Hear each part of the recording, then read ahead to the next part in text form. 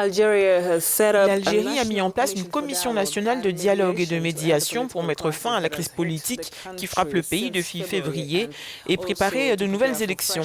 La commission mise en place par le président intérimaire Abdelkader Ben Salah ne comprend ni membres de la classe dirigeante ni militaires. Selon la présidence algérienne, les membres de l'équipe de médiation du dialogue jouissent d'une crédibilité, d'une compétence et d'une acceptabilité au sein du peuple car ils n'ont ni affiliation politique ni ambition électorale. Abdelkader Ben Salah a appelé toutes les parties concernées à participer au dialogue car le temps est précieux et les grands défis qui attendent le pays peuvent se transformer en menaces. Eh bien, Linette, pour en parler, nous avons en ligne notre correspondant depuis Alger, Tariq Afid. Tariq, bonjour. Bonjour. Merci d'être avec nous dans le Morning Call. Tariq, on vient de le dire, le processus pour une sortie de crise en Algérie commence à se mettre en place avec la constitution d'une nouvelle commission nationale. Dites-nous, Tariq, quels sont les défis qui attendent cette nouvelle commission ? Alors, en fait, cette commission nationale de dialogue et de médiation a été évoquée par le chef de l'État par intérim dans son discours du 3 juillet. Abdelkader Ben Salah avait proposé le lancement d'un processus de dialogue qui serait conduit par une commission composée de personnalités crédibles, d'envergure nationale et qui n'aurait aucune ambition politique.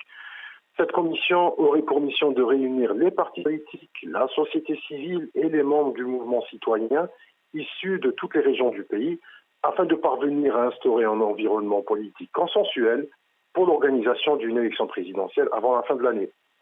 Alors la commission devrait disposer de larges prérogatives pour modifier le code électoral et la loi sur les partis politiques, ouvrir le champ politique et médiatique et mettre en place une commission de contrôle des élections.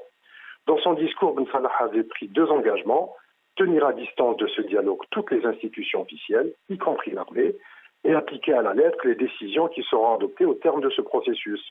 La Commission nationale de dialogue et de médiation a été constituée officiellement jeudi 25 juillet et ses 6 membres ont été reçus le jour même par Ben Salah.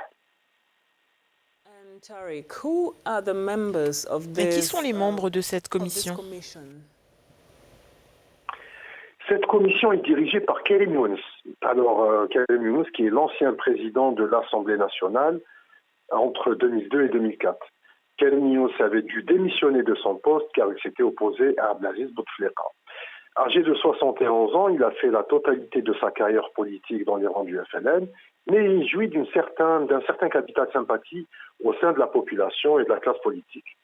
Au sein de cette même instance siège également une femme, Fatiha Benabou, qui est spécialiste en droit constitutionnel, Smaïl Almaz, qui est expert en économie et en finance, Azdin Ben Issa, qui est professeur à l'université de Tlemcen, donc à l'ouest du pays, Abdelouahab Ben Jelloul, qui est syndicaliste dans le secteur de l'éducation nationale, et Bouzid Lazhari, constitutionnaliste et ancien sénateur.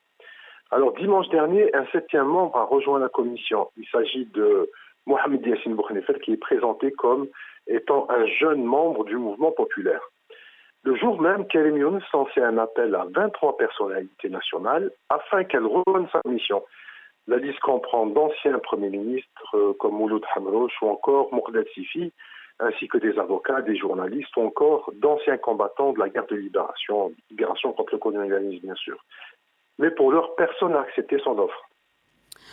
Tariq, la Commission nationale de dialogue et de médiation ne semble pas faire l'unanimité. Dites-nous pourquoi est-ce qu'elle est rejetée, cette commission ? Effectivement, vendredi dernier, lors des manifestations hebdomadaires, le mouvement populaire a rejeté cette commission. Il lui est reproché de faire le jeu du pouvoir en place et d'être composé de personnes non représentatives. La personne la plus controversée est certainement Nazaré Boudid, qui a participé aux révisions constitutionnelles sous Bouteflika et qui avait en 2008 justifié la suppression de la limitation des mandats présidentiels. La population reproche également aux membres de la commission d'avoir été reçus par le chef de l'État par intérim et d'être incapables d'imposer aux autorités certains préalables au dialogue, comme la libération des détenus et l'ouverture des champs politiques et médiatiques. Donc la mission de l'instance présidée par Karim Younes s'annonce très très complexe. Dit Tariq Hafid, merci d'avoir intervenu sur ce sujet sur Africanisme. Merci à vous. Merci à vous. Au revoir. Tariq Hafid, notre correspondant à Alger, en Algérie. On poursuit avec le Journal de l'Afrique cette fois-ci.